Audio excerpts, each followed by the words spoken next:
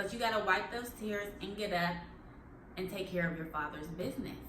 Because what you gain from that is more than what you can even think of or imagine. And that's a promise. That's God's promise to us, to believers.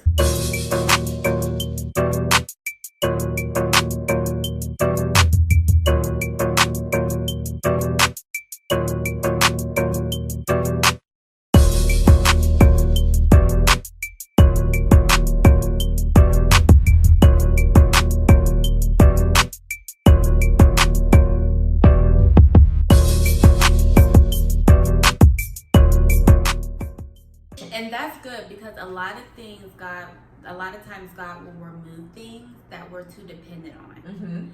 So when you are on the journey of following God and becoming who God has called you to be, you're going to experience some loss, because the first thing he's going to do, I remember going to counseling, and it was Christian counseling, and the counselor said, "What do you desire?"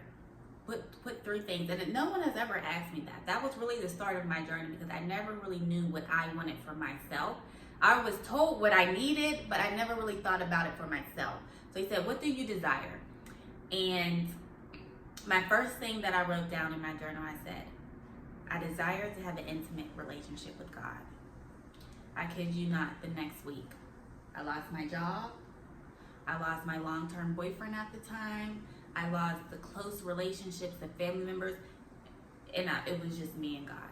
And that was the start of Jordan's journey, of me blogging, of the book and things, of walking into my purpose, of what I'm supposed to be doing. So you're going to lose some things, and it was painful. I cried. I locked myself in the bathroom. I cried, because I'm like, Lord, I'm going to Bible study. I'm doing all these things that you asked me to do. Like, I'm being celibate. Like, how could this happen to me? I'm finally doing things on the right track. So I cried. It was painful. And he said, "You're too dependent. You're too dependent on all these things. Like, you think you still have your worth in this job title. You still have this worth in this man, and you still have this worth in where you live, and your worth is not in me. And I need you to know that is me. Like, I get the glory. Your worth is not in all these other things." So the first thing is that he's going to remove everything that you feel like you're most dependent on, and you're going to cry, and it's okay, because you lost some things. In addition to crying, what a lot of people do, unfortunately, is run away from God. So with my situation, that's exactly what I did, because I'm gonna be honest with you, it was like a full-blown temper tantrum. So I was just like, well, if you're going to give me the things that I asked for and then just take them away, then what is the point of me even doing all of this? This is your fault. Why would you do this to me? And I've had it hard enough. Or when are you going to come through for me?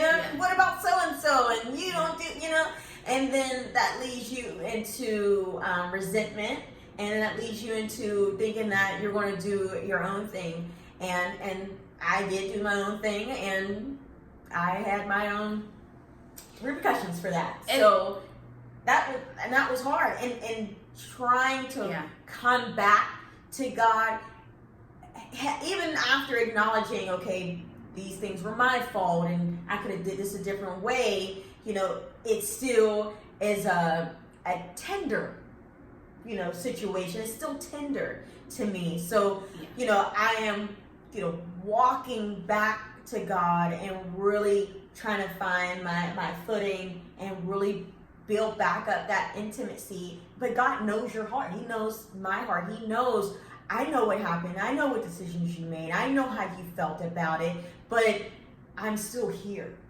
I'm still here. And that's so good, because a lot of times when we're in the mess and we don't really feel God, he's still there, even when we don't feel him, even when we don't think he is. Even in the mess, God is still at the center. And it's just up to us to be aware of his presence, because he never leaves. We're just unconscious. Right. Right. So it's about being conscious and aware that God is still with me. And because I know that he's with me, I'm going to be okay. I'm still alive. I may have lost some things along the way, but honey, what I gained from me surrendering and sacrificing my plans God said, I came so that you can have life and have it more abundantly. So abundance is overflow. Abundance is more than what you can even think of or imagine. So, as I mentioned before, you have to be willing and okay to let go, to lose some things. And it's okay to mourn.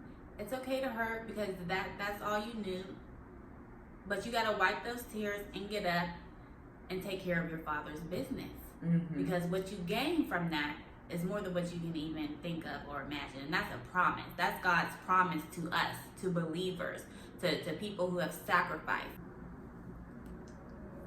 Hi family, thank you so much for tuning in. I hope you were blessed and encouraged by that video. Listen, we are doing so much for the kingdom of God, but we need your help, okay? So to watch the full video of this episode, you can go to Preach the Word Network. You can download their app on Amazon Fire Stick, Roku, and Apple TV. You can also view the full episode on Jordan's Journey app, okay?